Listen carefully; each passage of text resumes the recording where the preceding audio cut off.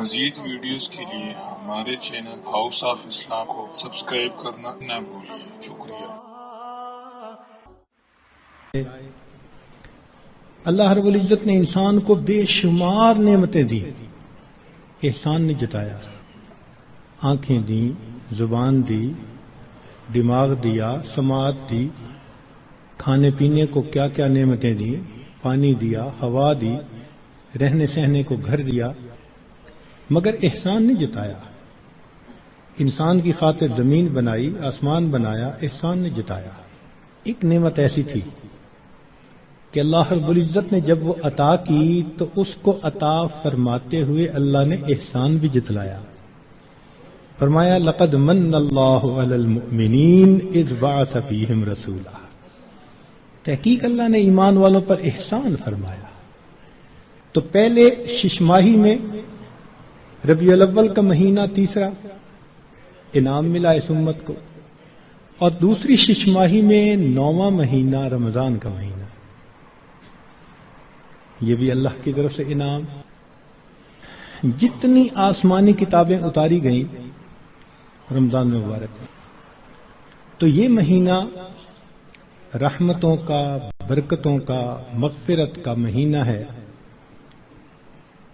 چنانچہ رمضان کا لفظ را، میم اور ضاد 3 حرفوں سے بنا۔ اس کے معنی ہیں جلنے اور جلانے کے۔ اس کو رمضان کیوں کہتے ہیں؟ لِأَنَّهُ يَرْمَزُ الذُّنُوبَ، اس لیے کہ یہ مہینہ انسان کے گناہوں کو جلا دیا کرتا ہے، جیسے آگ کسی چیز کو جلا کے ختم کر دیتی ہے، یہ مہینہ بھی مومن کے گناہوں کے نام و نشان کو مٹا دیتا ہے۔ زمین اگر ناپاک ہو تو ایک طریقہ تو یہ ہے کہ اتنی بارش برسے کہ ساری گندگی بہہ جائے، اب جب زمین دوبارہ خشک ہوگی تو پاک کہلائے گی۔ اور دوسرا طریقہ یہ ہے کہ اس زمین پر سورج کی تپش اور گرمی اتنی پڑے کہ وہ گرمی اس نجاست کا نام، نشان، رنگت، ہر چیز کو ختم کر دے، زمین پھر پاک کہلائے گی۔ تو یہ مثال ہے رمضان کی کہ اس مہینے میں اللہ رب العزت کی طرف سے اتنی رحمتوں کی بارش ہوتی ہے کہ انسان کے دل کی نجاستوں کو وہ مٹا کے رکھ دیتی ہے۔ یا یوں سمجھ لیں کہ اس مہینے میں برکات کی ایسی تپش آتی ہے انسان کے دل پر، نور کا سورج جو طلوع ہوتا ہے تو وہ دلوں کو اس قدر حرارت پہنچاتا ہے کہ دلوں کی نجاست کو مٹا کے رکھ دیتا ہے، اس لیے اس کو رمضان کہا گیا۔ حدیث مبارکہ میں اس کے مختلف نام ہیں۔ عربوں میں عظمت والی چیز کے کئی نام ہوتے تھے۔ اللہ رب العزت کے 99 نام، وَلِلَّهِ الْأَسْمَاءُ الْحُسْنَى، تو رمضان کے بھی کئی نام۔ چنانچہ حدیث مبارکہ میں اس کو شہر مبارکن، اس لیے ہم رمضان مبارک بھی کہہ دیتے ہیں۔ شہر عظیم، عظمت والا مہینہ۔ شہر الصبر، صبر کا مہینہ۔ شہر المواسات، غمخاری کا مہینہ۔ چنانچہ علماء نے لکھا ہے کہ رمضان سید الشہور، یہ مہینوں کا سردار ہے۔ فیہ بدأ نزول القرآن، اس میں ہی قرآن مجید نازل ہوا۔ اس کی 27 تاریخ کو، رمضان کی 27 تاریخ کو لوح محفوظ پر آسمان دنیا پر نازل کر دیا گیا۔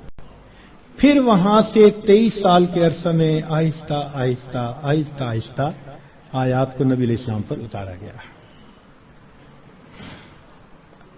تفسیر طبری میں قتادہ رضی اللہ تعالی عنہ کی روایت ہے، فرماتے ہیں ان اللہ اصطفى صفایا من خلقہ، اصطفى من الملائکۃ رسلا ومن الناس واصطفى من الکلام ذکرہ، اللہ تعالیٰ نے انسانوں میں، فرشتوں میں بعض کو چن لیا ہے، ان کو فضیلت بخش دی ہے۔ کلام میں اللہ نے اپنے ذکر کو، اپنی یاد کو پسند فرما لیا۔ واصطفى من الارض مساجدا، اور زمین کے ٹکڑوں میں سے جو مساجد جہاں بنی ہیں ان مساجد کو اللہ نے چن لیا۔ واصطفى من الشہور رمضان، اور مہینوں میں سے اللہ نے رمضان کو چن لیا. واصطفیٰ من الایام یوم الجمعہ، دنوں میں اللہ تعالیٰ نے جمعہ کے دن کو چن لیا. واصطفیٰ من اللیالی لیلۃ القدر، اور راتوں میں اللہ تعالیٰ نے لیلۃ القدر کو چن لیا. فعظموا ما عظم اللہ، تم بھی تعظیم کرو اس کی جس کی اللہ نے تعظیم فرمائی. جس کو اللہ نے عظمت بخشی تم بھی اس کی تعظیم کرو. چنانچہ تفسیر در منصور میں علامہ سیوطی رحمۃ اللہ علیہ فرماتے ہیں، کعب رضی اللہ تعالیٰ عنہ سے روایت کہ ان اللہ اختار ساعات اللیل والنہار فجعل منہن صلاۃ المکتوبہ، اللہ تعالیٰ نے دن رات میں سے کچھ اوقات کو پسند کیا، ان میں 5 نمازوں کو فرض فرما دیا. واختار الایام فجعل منہن الجمعہ، دنوں کو چنا تو ان میں سے جمعہ کو پسند فرما لیا. واختار الشہور فجعل منہن شہر رمضان، واختار اللیالی فجعل منہن لیلۃ القدر. تو جب اللہ رب العزت نے لیلۃ القدر کو اتنی عظمت بخشی اور اس مہینے کو اتنی عظمت بخشی، تو ہمیں بھی چاہیے کہ ہم اس مہینے کی برکتوں سے فائدہ اٹھانے والے بن جائیں. چنانچہ علامہ طبرانی رحمۃ اللہ علیہ مجموع الزوائد میں سید الشہور شہر رمضان و سید الایام یوم الجمعہ، نبی علیہ الصلوۃ والسلام اس مہینے کا انتظار فرماتے تھے. اس مہینے کی فضیلت کے لیے یہ کتنا عجیب پوائنٹ ہے کہ اللہ رب العزت کے پیارے حبیب صلی اللہ علیہ وسلم اس مہینے کا انتظار فرماتے، دعا فرماتے تھے، اللہم بارک لنا فی رجب و شعبان و بلغنا رمضان. اے اللہ ہمیں رجب اور شعبان میں برکت عطا فرما اور بخیریت ہمیں رمضان تک پہنچا. انسان وش کرتا ہے نا تو کسی بہت بڑی نعمت کے لیے وش کرتا ہے. اللہ کے حبیب صلی اللہ علیہ وسلم 2 مہینے پہلے سے دعا مانگتے تھے. جب بڑے کسی چیز کو بڑا کہیں تو واقعی بڑی ہوتی ہے. اللہ کے پیارے حبیب صلی اللہ علیہ وسلم نے اس مہینوں کو شہر عظیم کہا، بڑا مہینہ. چنانچہ مسلم شریف میں ابو ہریرہ رضی اللہ عنہ سے روایت ہے کہ الصلوات الخمس والجمعۃ الی الجمعۃ ورمضان الی رمضان مکفرات ما بینہن اذا اجتنبت الکبائر. اگر کبائر سے بچا جائے تو جمعے سے جمعہ 5 نمازیں اور ایک رمضان سے دوسرے رمضان تک کے جتنے گناہ ہوتے ہیں وہ سارے کے سارے اللہ تعالیٰ معاف فرما دیتے ہیں. چنانچہ کنز المال میں لکھا ہے کہ اذا سلمت الجمعۃ سلمت الایام، جمعہ اگر اچھے انداز سے کسی نے گزار لیا تو باقی دن بھی اس کے اچھے گزر جائیں گے. وَإِذَا سَلِمَ رَمَضَانُ سَلِمَتِ السَّنَةُ، اور جس نے رمضان اچھے انداز سے گزار دیا آنے والا پورا سال اس کا اچھا گزار دیا جائے گا.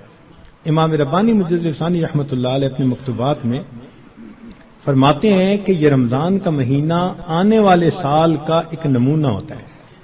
جس انداز سے بندہ گزارتا ہے اللہ تعالیٰ بقیہ سال انہی اعمال کی توفیق عطا فرما دیتا ہے. مثال کے طور پہ ایک نوجوان اگر چاہتا ہے کہ میں اپنی آنکھوں کا پرہیز کروں، غیر محرم سے اپنی آنکھوں کو بچاؤں، تو وہ رمضان میں اس کی مشق کر لے. اگر پورا رمضان غیر محرم سے نظر بچا لی، بقیہ پورا سال اللہ اس کو توفیق عطا فرما دے گا. آپ پورا رمضان تہجد کی پابندی کر لیجئے، تلاوت کی، اعمال کی پابندی کر لیجئے، اور پھر دیکھیے بقیہ پورا سال وہ کام کس طرح آسان ہو جاتے ہیں. اللہ تعالیٰ توفیق دے دیتے ہیں اس بندے کو. اس لیے ہمارے اکابر رمضان کو بہت اہتمام کے ساتھ گزارتے تھے. بلکہ بخاری شریف کی روایت ہے کہ ایک صحابیہ حج پہ جانا چاہتی تھی، خامن نے نہ کر دی. پوچھا بھی کیوں؟ اس نے کہا سواری نہیں ہے. اس نے کہا فلاں اونٹ تو ہے. اس نے کہا وہ میں نے صدقے کی نیت کر لی، اب وہ میرا نہیں، وہ اللہ کا ہے، اب میں تمہیں نہیں لے کے جا سکتا. خاموش ہو گئی. خامن جفت کر کے واپس آیا تو وہ عورت نبی علیہ السلام کی خدمت میں حاضر ہوئی.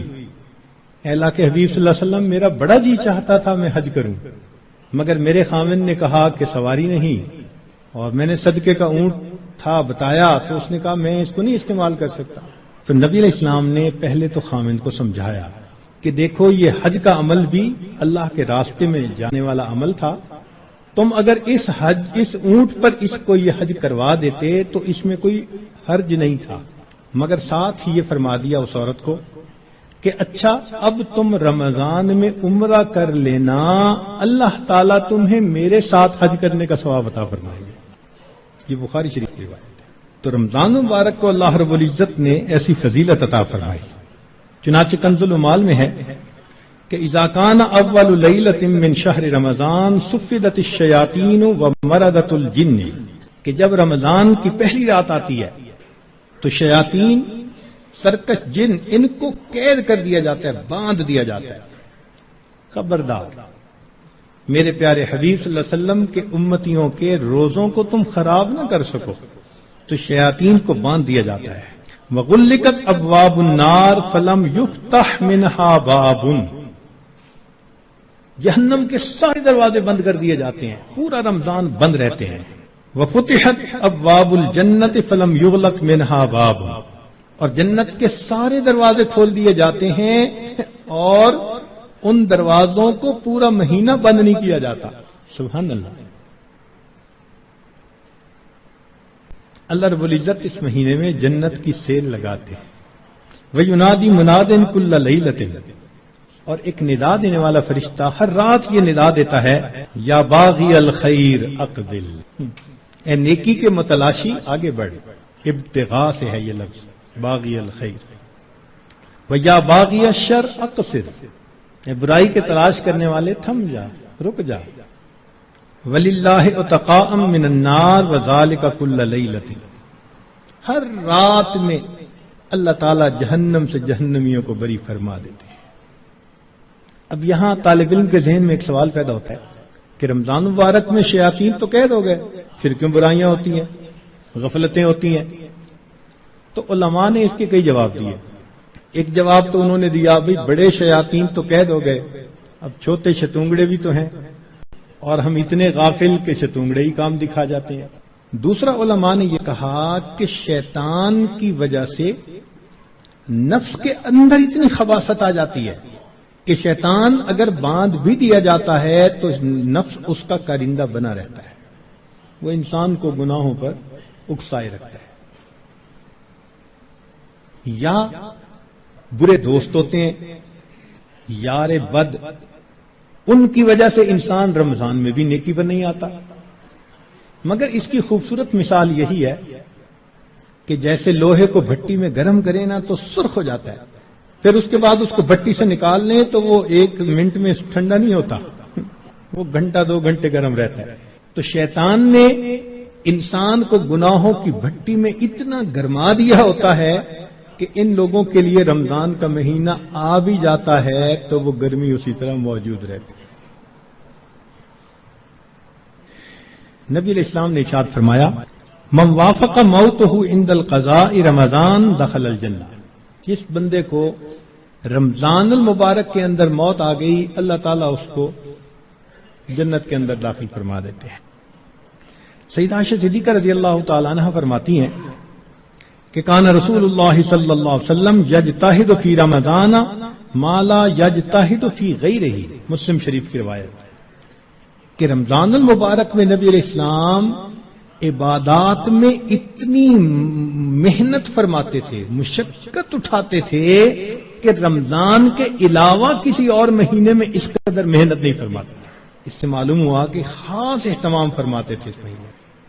ایک اور روایت ہے بہقی کی، سیدہ عائشہ صدیقہ رضی اللہ عنہا فرماتی ہیں کہ کان رسول اللہ صلی اللہ علیہ وسلم اذا دخل رمضان، کہ جب رمضان کا مہینہ آتا تھا، شد میں ازارہ، نبی علیہ السلام اپنی تہبند کو کس کے باندھ لیتے تھے. ثم لم یأت فراشہ حتی ینسلخ، پھر پورا مہینہ گزرنے تک اپنے بستر پر واپس نہیں آیا کرتے تھے. اللہ اکبر کبیرہ. اس لیے کہ وہ رمضان کی برکات سے واقف تھے، جانتے تھے. بہقی کی شریف کی ایک اور روایت ہے، کان اذا دخل رمضان تغیر لونہ، کہ جب رمضان کا مہینہ آتا تھا نبی علیہ السلام کا چہرے کا رنگ بدل جاتا تھا. اللہ اکبر کبیرہ. وکثرت صلاتہ، اور نبی علیہ السلام نماز نفل کثرت کے ساتھ پڑھتے تھے. وابتہل فی الدعاء واشفق لونہ، اور اپنی دعا میں اتنے اللہ کے سامنے عاجزی کرتے تھے کہ آپ صلی اللہ علیہ وسلم کا چہرہ انور سرخ ہو جایا کرتا تھا. اللہ اکبر.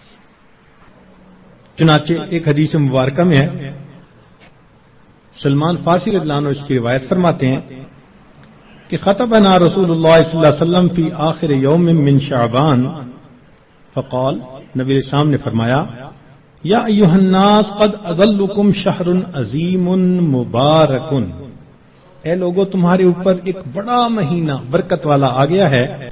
شہر فیہ لیلۃ خیر من الف شہر، ایسا مہینہ کہ جس میں ایک رات ہے جو 1000 مہینوں کی عبادت سے بھی زیادہ افضل ہے.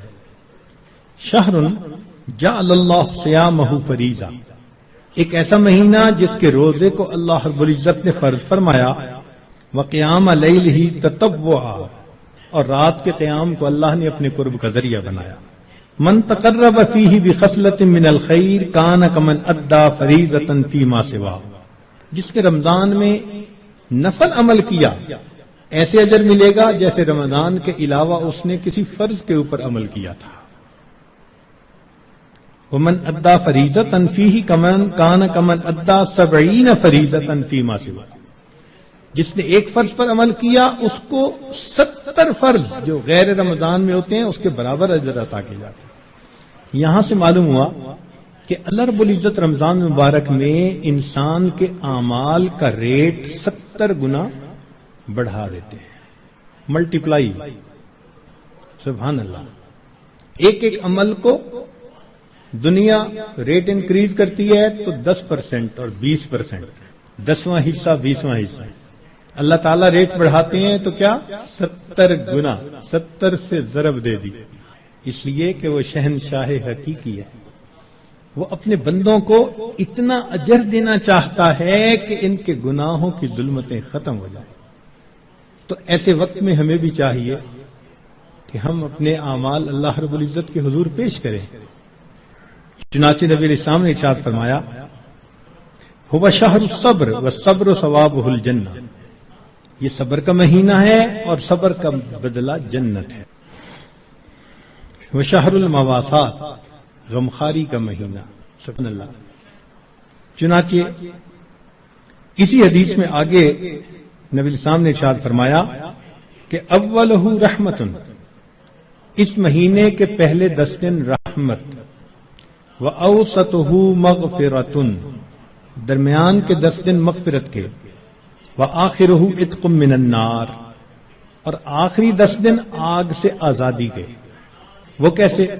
علماء نے اس کی بہترین تفسیر یوں کی کہ کچھ وہ لوگ ہوتے ہیں کہ جو پہلے سے ہی نیکوکاری کی زندگی گزارنے والے ہوتے ہیں، گناہوں سے بچتے ہیں، تقوی طہارت کی زندگی گزارتے ہیں، تو ان کے لیے تو رمضان رحمت کی خوشخبری بن کے آتا ہے، تو پہلے 10 دن میں ہی ان کے درجے بلند ہو جاتے ہیں. اور کچھ ایسے بھی ہوتے ہیں کبھی نیکی کر لی کبھی خطا کر بیٹھے.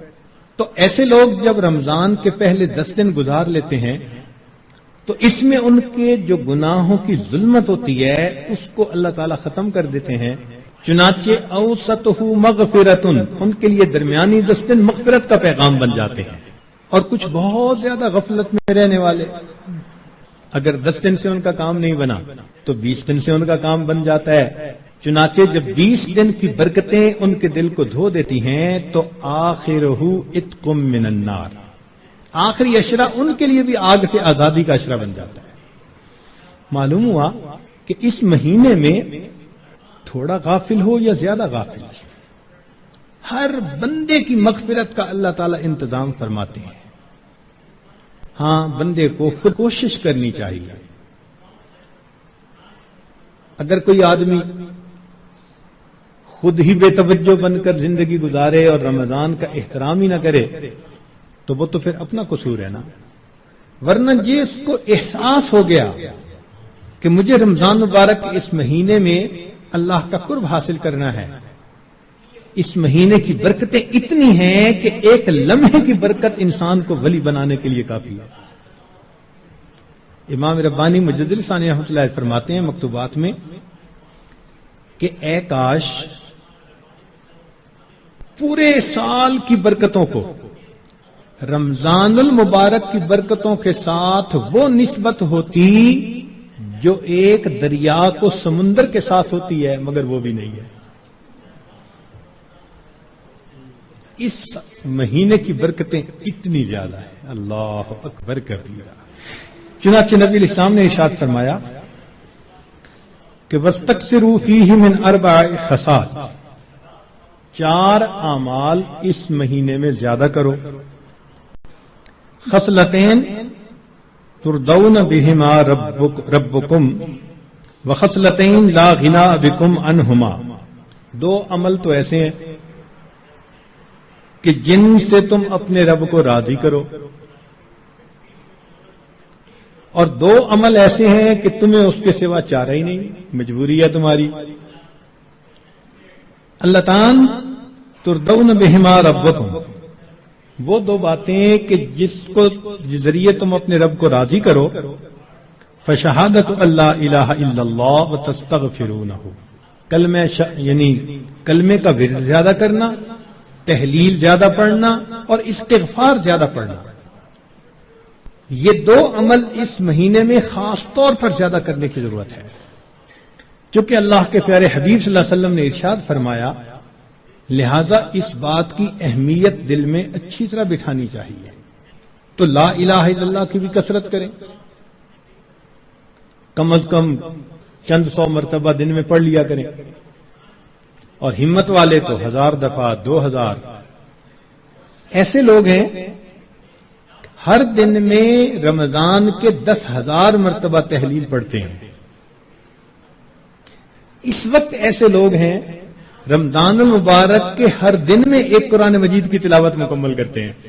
نوجوان ہیں، کما رہے ہیں، وقت تو ایک جیسا ہے ہمارا بھی اور ان کا بھی، لیکن انہوں نے یہ محسوس کر لیا کہ اس وقت میں ہم نے اللہ کو راضی کر کے ہٹنا ہے. ان کے لیے یہ سارے کام آسان.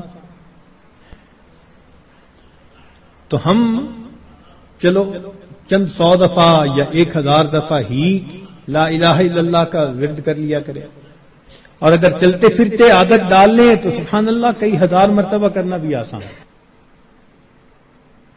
اور ہمارے اکابر سبحان اللہ وہاں سینکڑوں اور ہزاروں کی بات نہیں ہوتی تھی، اور لاکھوں کی بھی بات نہیں ہوتی تھی، کروڑوں کی بھی بات نہیں ہوتی تھی. کروڑوں مرتبہ سے زیادہ دل کے اوپر لا الہ الا اللہ کی ضرب لگتی تھی، کروڑوں مرتبہ سے زیادہ. دل کے اوپر کتنا نور ہوتا ہوگا. اللہ اکبر کبیرہ. اور استغفار کی کثرت کریں. اور 2 چیزیں جس کی ہمیں ضرورت ہے، ایک اللہ رب العزت سے جنت مانگیں اور جہنم سے اللہ تعالی سے پناہ مانگیں. تو اس مہینے میں یہ دعا مانگنی چاہیے، اللہم انی اسألک الجنہ وَأَعُوذُ بِكَ مِنَ النَّارِ، اے اللہ میں جنت کا سوال کرتا ہوں اور جہنم سے اے اللہ میں پناہ مانگتا ہوں. چنانچہ رمضان مبارک کا اکرام کیسے کیا جائے اس کو بھی تھوڑا تفصیل سے بتا دیں. جو احترام کرنے والے ہیں وہ تو رمضان سے 2 مہینے پہلے سے ہی دعائیں مانگنی شروع کر دیتے ہیں. رمضان سے پہلے ہی گناہوں کو توبہ کر کے باطن کا غسل کر لیتے ہیں اور پھر رمضان خوب اچھے انداز سے گزارتے ہیں. لیکن اب آخری عشرہ رہ گیا. اس آخری عشرے میں ہم گناہوں سے اس طرح بچیں جیسے احرام کی حالت میں حاجی محرم گناہوں سے بچا کرتا ہے. جو لوگ حج پر گئے ہیں نا، عمرہ پر، ان کو اچھی طرح اندازہ ہے کہ جب احرام باندھ لیتا ہے تو بالکل کیفیت ہی اور ہو جاتی ہے. پھر جنایات سے بہت بچنے کی کوشش ہوتی ہے. ہر وقت یہ احساس رہتا ہے میں محرم ہوں، احرام باندھا ہوا ہے. بالکل رمضان گزارتے ہوئے وہی کیفیت ہو، انا صائم، میں روزہ دار ہوں، رمضان کا مہینہ ہے، مجھے اس میں کوئی گناہ نہیں کرنا۔ چلتے پھرتے لا الہ الا اللہ کا ورد رکھیں، اور کبھی کبھی پورا کلمہ بھی پڑھیں، لا الہ الا اللہ محمد الرسول اللہ۔ جتنا ممکن ہو سکے قرآن مجید کی تلاوت کریں، حتیٰ کہ 2-3 منٹ بھی اگر خالی ہیں تو اس کو خالی نہ گزرنے دیں۔ قرآن پاک دیکھ کر پڑھ لیں، اور اگر قرآن پاک پاس نہیں یا وضو نہیں تو جو صورتیں یاد ہیں کم از کم وہی پڑھ لیں۔ حسب استطاعت رمضان مبارک میں صدقہ و خیرات زیادہ کریں۔ سیدہ عائشہ صدیقہ رضی اللہ عنہا فرماتی ہیں کہ نبی علیہ الصلوۃ والسلام رمضان مبارک میں اپنے دونوں ہاتھ صدقے کے لیے کھول دیا کرتے تھے، جیسے تیز ہوا چلتی ہے اس طرح نبی علیہ الصلوۃ والسلام صدقہ پانی، اللہ کے راہ پانی کی طرح پیسہ بہا دیتے تھے۔ تو صدقہ و خیرات زیادہ کرنا، وعظ و نصیحت کی محفل میں روز بیٹھیں، کہیں فجر کے بعد ہوتی ہے، کہیں تراویح کے بعد ہوتی ہے، اور آخری عشرے کا سنت اعتکاف اگر نصیب ہو تو سبحان اللہ۔ معتکف کی حالت ایسی ہی ہوتی ہے کہ جیسے کسی کو منانے کے لیے اس کے دروازے کی چوکھٹ کو پکڑ کے بیٹھ جائے، اگر تو در نہ کھولے گا تو میں بھی در نہ چھوڑوں گا۔ بس نیت کر لے کہ اے رب کریم آپ کو مجھے منا کے اٹھنا ہے۔ واقعی دیکھا ہم نے، محبت میں ایسے ہوتا ہے، اگر کبھی کوئی محبوب ناراض ہو لوگ قدموں میں بیٹھ جاتے ہیں، بیٹے سے باپ خفا ہو آ کے قدموں میں بیٹھ جاتے ہیں، ابو جب تک آپ راضی نہیں ہوں گے میں قدموں میں سے نہیں اٹھوں گا۔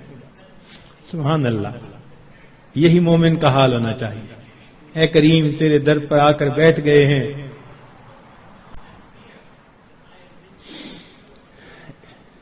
اجازت ہو تو آ کر میں بھی شامل ان میں ہو جاؤں، سنا ہے کل تیرے در پر ہجوم عاشقاں ہوگا۔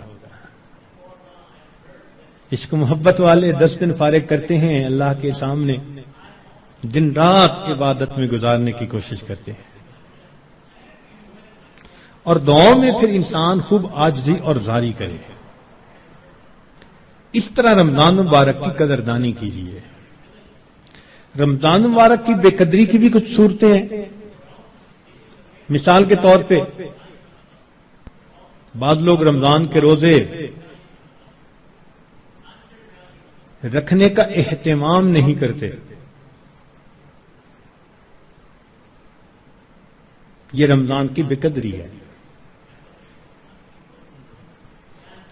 اور کئی مرتبہ سحری کھا کے سو جاتے ہیں کہ میں تھوڑی دیر ذرا آرام کر لوں، اٹھ کے فجر پڑھوں گا، اور شیطان کو نماز قضا کروانے کا موقع مل جاتا ہے۔ یہ رمضان مبارک کی بے قدری ہے۔ اسی طرح افطاری کے انتظار میں باجماعت نماز چھوڑ بیٹھتے ہیں، یہ بھی رمضان مبارک کی بے قدری ہوئی۔ بعض لوگ رمضان المبارک میں خبروں کے نام پر ٹی وی دیکھتے ہیں، غیر محرم عورتوں پر نظر پڑتی ہے، بازار سے گزرتے ہوئے اپنی نگاہ کا احتیاط نہیں کرتے، یہ بھی رمضان مبارک کی بے قدری ہوئی۔ اخبار بینی کے شوق میں تصاویر بھی دیکھتے ہیں، یا بعض لوگوں کو دیکھا کہ بھوک سے بچنے کے لیے یا پیاس کے احساس سے بچنے کے لیے ڈائجسٹ پڑھنا شروع کر دیتے ہیں، ناول، افسانے، کہ وقت گزر جائے۔ تو وقت گزاری کے لیے ڈائجسٹ جیسی کتابیں اور اس طرح کی کتابوں کا پڑھنا یہ بھی رمضان مبارک کی بے قدری ہے۔ اس سے تو بہتر تھا کہ آپ قرآن مجید کی تلاوت کر لیتے۔ اور بعض مرتبہ عورتیں گھر کے کام کاج میں لگی ہوتی ہیں تو وہ وقت گزاری کے لیے موسیقی والی قوالی لگا دیتی ہیں، اور ایسی آج کل قوالیاں بن بھی خوب رہی ہیں گانوں کی طرز پر۔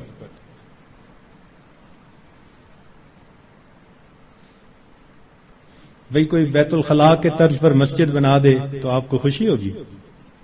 دیکھ کے غصہ آئے گا نا. تو اگر کوئی نعت بنانی تھی تو ضروری ہے کہ گانے کی طرز پر بنانی ہوتی ہے؟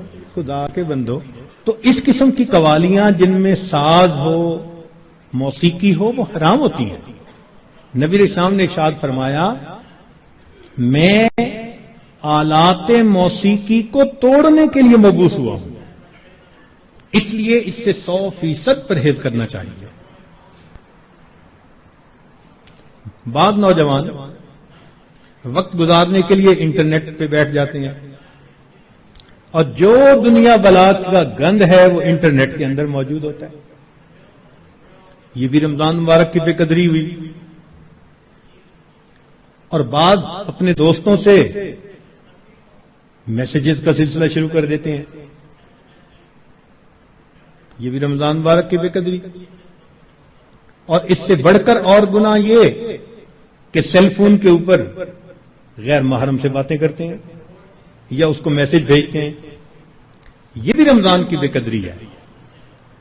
اور یہ بھی رمضان کی بے قدری ہے کہ انسان غیر محرم کو کہے کہ میں اب رمضان میں میسج نہیں بھیجوں گا، اس کے بعد بھیجوں گا. تو اس کا مطلب یہ ہوا کہ اس نے اللہ کے حکم کی تعظیم نہیں کی. تو رمضان میں ان گناہوں کو کاملاً چھوڑنا ہے، یہ نہیں کہ صرف رمضان کے لیے چھوڑنا ہے. بعض لوگ حالات حاضرہ کے نام پر ایک دوسرے بندے کی غیبتیں شروع کر دیتے ہیں. بعض لوگ رمضان میں یہ کہنے میں بڑا خوشی محسوس کرتے ہیں آج روزہ بڑا لگ رہا ہے. بھائی صبر کیجئے، صبر کا مہینہ ہے، اور روزہ لگا بھی تو کتنے گھنٹے کی بات ہے، چند گھنٹے کی بات ہے. مگر وہ اس کو ایک ٹاپک بنا لیتے ہیں. ہر آنے والے کو بس میں اٹھ نہ سکا اور تھوڑا وقت تھا، پانی نہ پی سکا اور کھانا نہ کھا سکا. ایسے لگتا ہے جیسے روزے کا ماتم کر رہے ہو بیٹھے ہوئے. یہ بھی رمضان کی بے قدری ہے. رمضان مبارک میں جو آدمی اللہ رب العزت کے قرب کے لیے کوششیں کرے گا، یقیناً اللہ رب العزت اس کے گناہوں کو معاف فرمائیں گے اور اسے اپنا قرب عطا فرمائیں گے. اب ایک دو باتیں مزید سن لیجئے تاکہ بات کو مکمل کریں کہ اگر کوئی نیک بندہ آپ کو بتائے کہ قبولیت دعا کا وقت ہے، دعا مانگ لو، تو آپ کتنے اہتمام سے دعا مانگیں گے کہ جی ایک نیک بندے نے بتا دیا قبولیت دعا کا وقت تھا. اچھا اگر کوئی واقعی بڑا ولی ہو اور وہ بتا دے پھر تو اور اہتمام سے دعا مانگیں گے. تو اگر ایک ولی کے بتانے پر اتنے اہتمام سے دعا مانگتے ہیں تو ولیوں کے سردار، نبیوں کے سردار حضرت محمد مصطفیٰ احمد مجتبی صلی اللہ علیہ وسلم، آپ نے ارشاد فرمایا کہ افطاری کے وقت روزے دار کی دعا کو اللہ تعالیٰ قبول فرماتے ہیں. اب اپنے ذرا ذہن میں سوچیں کہ کیا ہم افطاری کے وقت دعا اس اہتمام سے مانگتے ہیں؟ اور شیطان بھی ایسا ہے کہ وہ افطاری کے وقت دسترخوان پہ چیزیں لگواتا ہے، بس حسرت سے دیکھتے دیکھتے وہ افطاری کا وقت ہی آ جاتا ہے. اس وقت میں اہتمام سے دعا مانگے. رات کے اوقات میں، دن کے اوقات میں اللہ رب العزت سے معافی مانگیں اپنے گناہوں کی، اللہ تعالیٰ کو منانے کی کوشش کریں. یہ بخشش کا مہینہ ہے، رحمتوں کی انتہا ہے. جو بندہ تھوڑی سی بھی کوشش کرے گا یقیناً وہ رمضان کی رحمتوں کی وجہ سے بخش دیا جائے گا. اب یہاں پر ایک بات اور ذہن میں رکھیں کہ ماں اپنے بیٹے کے بارے میں بد دعا نہیں سن سکتی. کسی ماں کے سامنے بیٹے کو بد دعا دیں تو صحیح، حشر دیکھیں گلے پڑ جائے گی. تو ہوتا کون ہے میرے بیٹے کو بد دعا دینے والا؟ تو ماں کو اگر بیٹے سے اتنی محبت ہے کہ وہ بد دعا نہیں سن سکتی تو کیا ایسا ہوگا کہ کوئی بد دعا دے اور ماں آمین کہے بیٹھ کے؟ وہ تو آمین نہیں نہ کہے گی. اب ماں کی محبت کا یہ عالم ہے تو اللہ کے پیارے حبیب صلی اللہ علیہ وسلم کو امت کے ساتھ کتنی محبت تھی. 23 سال امت کے لیے اللہ کے محبوب صلی اللہ علیہ وسلم راتوں کو روتے رہے. کوئی ماں بچوں کے لیے 23 سال نہیں روتی، کوئی باپ اپنی اولاد کے لیے 23 سال نہیں روتا. اللہ کے پیارے حبیب صلی اللہ علیہ وسلم 23 سال تہجد میں روتے تھے، امت کے لیے روتے تھے. اتنی محبت تھی امت کی. روایت میں آتا ہے کہ ملک الموت نے آ کے عرض کیا، اے اللہ کے حبیب صلی اللہ علیہ وسلم، اللہ تعالیٰ نے بھیجا ہے. نبی السلام نے پوچھا، اچھا پہلے مجھے یہ پوچھ کے بتاؤ میرے بعد میری امت کا کیا بنے گا؟ اللہ اکبر. ادھر سے بلاوا آتا ہے اور اللہ کے حبیب صلی اللہ علیہ وسلم کو امت یاد آتی ہے، میری امت کا کیا بنے گا؟ اللہ تعالیٰ نے فرمایا تیری امت کے بارے میں تیرے دل کو خوش کریں گے میرے محبوب. اللہ اکبر. اتنی محبت امت کے ساتھ. اور ان کے سامنے جبریل علیہ السلام ایک دعا مانگتے ہیں، برباد ہو جائے وہ شخص جس نے رمضان کا مہینہ پایا اور اپنی مغفرت نہ کروائی. اور اس پر نبی علیہ السلام فرماتے ہیں آمین. اب آپ سوچیں کہ رمضان المبارک میں مغفرت کا کروانا کتنا اہم ہے. اول تو ایک فرشتے کی بد دعا کافی تھی، پھر اس کے اوپر نبی علیہ السلام کی آمین، اس نے کتنا موقت کر دیا اس بد دعا کو. اللہ اکبر. اس لیے رمضان گزرے گا تو یا ہمارے لیے عید ہوگی یا پھر ہمارے لیے وعید ہوگی. جن کی بخشش ہو گئی ان کے لیے تو عید ہوگی، خوشی کا دن، اور جن کی بخشش نہ ہوئی پھر ان کے لیے وعید ہوگی.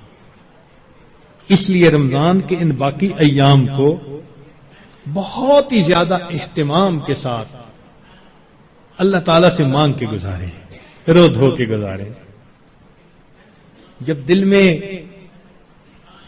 فکر ہوتی ہے نا، پھر مانگنے کا طریقہ خود بخود آ جاتا ہے. جب بیٹا بیمار ہو نا ہاسپٹل میں، تو اس کی ماں کو دعا کا ادب کوئی نہیں سکھاتا، ماں کو دعا مانگنا خود آتا ہے. وہ جس انداز سے رو رہی ہوتی ہے، وہ جس طرح اللہ کے سامنے گڑ گڑا رہی ہوتی ہے، اللہ میرا بیٹا ای سی یو میں داخل ہو چکا، ٹپ ٹپ آنسو گر رہے ہوتے ہیں. دعا کے آداب کون اسے سکھاتا ہے؟ محبت ہوتی ہے، دل کو فکر لگی ہوتی ہے. اسی طرح جب دل کو فکر لگ جاتی ہے نا کہ وقت تو گزر رہا ہے، میں نے کیا کیا اس میں، تو پھر انسان کو اللہ رب العزت سے مانگنا بھی آ جاتا ہے. کہتے ہیں کہ ایک اعرابی تھا، تو رمضان مبارک میں عجیب اس نے دعا مانگی. کہنے لگا اللہم انک امرت بعتق العبید ونحن عبیدک. اے اللہ، آپ نے غلاموں کو آزاد کرنے کا حکم دیا ہے. اس حدیث میں بھی نبی علیہ السلام نے فرمایا کہ جو غلام آزاد کرے اس کو یہ اجر ملے گا. تو دیکھیے ایک دیہاتی شخص ہے، کیا دعا مانگ رہے ہیں؟ اللہم انک امرت بعتق العبید ونحن عبیدک فاعتقنا من النار فی شہر رمضان. اے اللہ، اس رمضان کے مہینے میں جہنم کی آگ سے ہمیں آزاد فرما دیجیے. اللہ اکبر کبیرہ. اور واقعی بات ایسی ہے. اس لیے کسی نے کیا عجیب بات کہی، ان الملوک اذا شابت عبیدہم.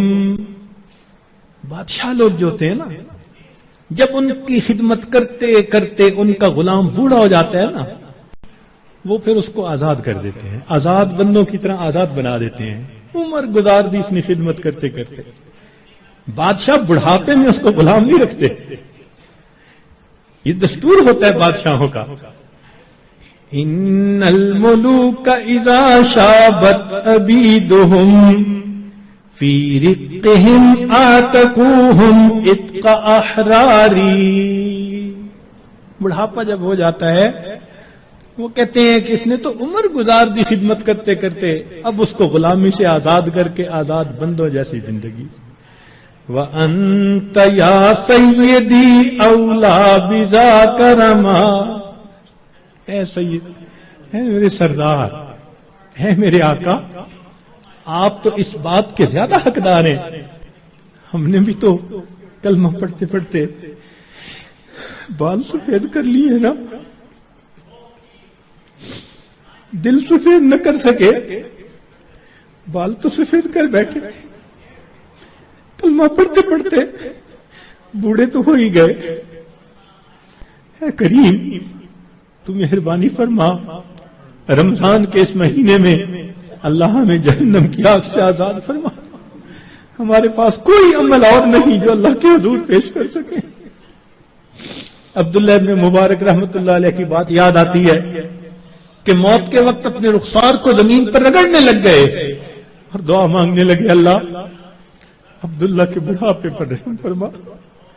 یہ نہیں کہا کہ میں محدث ہوں، یہ نہیں کہا میں نے ہزاروں کو حدیث کا علم پڑھایا، یہ نہیں کہا اتنے لوگوں کو ہدایت ملی، کوئی عمل اپنا اللہ کے حضور پیش نہیں کیا. وہ جانتے تھے اللہ کی عظمت کو، وہ پہچانتے تھے. صرف ایک بات کہی، اے اللہ عبداللہ کے بڑھاپے پر رحم فرما. تو اگر بادشاہ اپنے بوڑھے غلاموں کو آزاد کر دیتے ہیں تو میرے مولا، ہم تو آپ کے نسلی غلام ہیں. ہمارے والد بھی آپ کے در سے مانگ کے کھاتے تھے، ہماری والدہ بھی آپ کے در سے مانگتی تھی. اللہم انی عبدک وابن عبدک وابن امتک. کیا مانا اس کا؟ یہی تو ہے.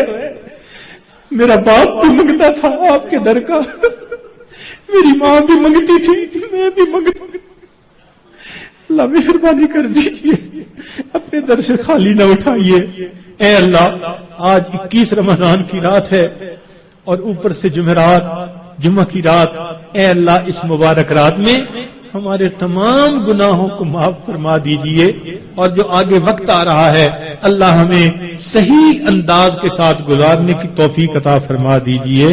وآخر دعوانا ان الحمد للہ رب العالمین.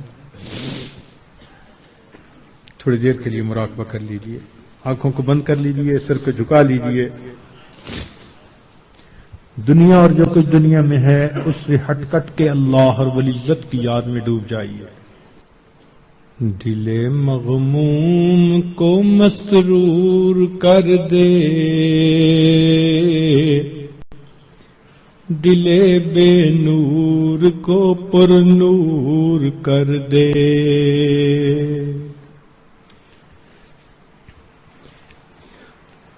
دل مغموم کو مسرور کر دے، دل بے نور کو پر نور کر دے. فروزاں دل میں شمع طور کر دے، یہ گوشہ نور سے معمور کر دے. میرا ظاہر سنور جائے الہی، میرے باطن کی ظلمت دور کر دے.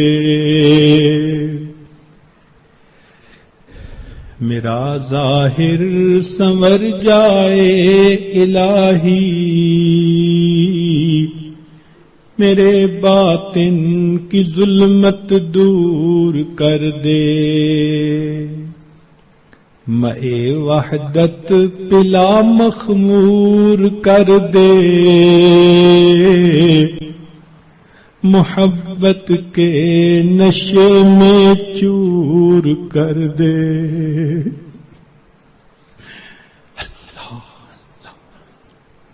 لا الہ الا اللہ محمد رسول. دعا کر لیجیے. سبحان ربی العلی الوہاب.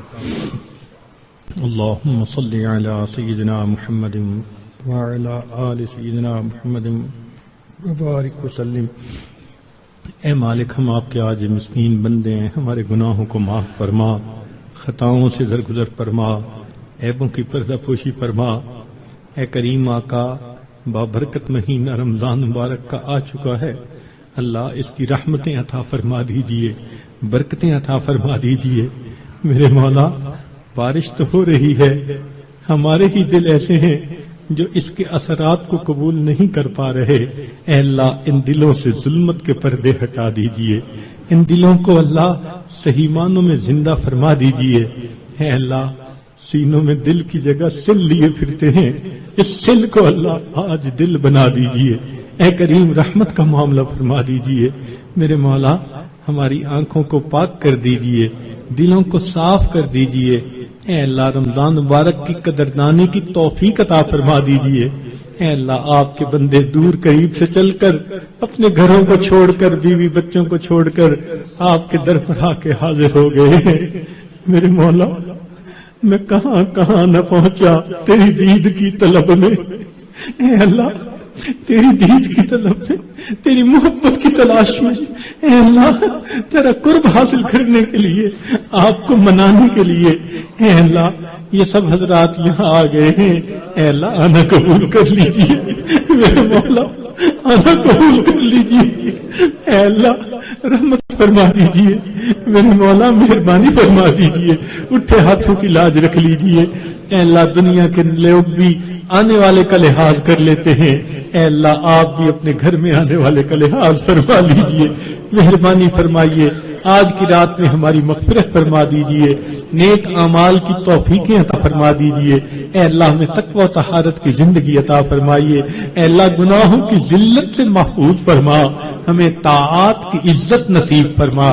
آنے والے وقت کو گزرے وقت سے بہتر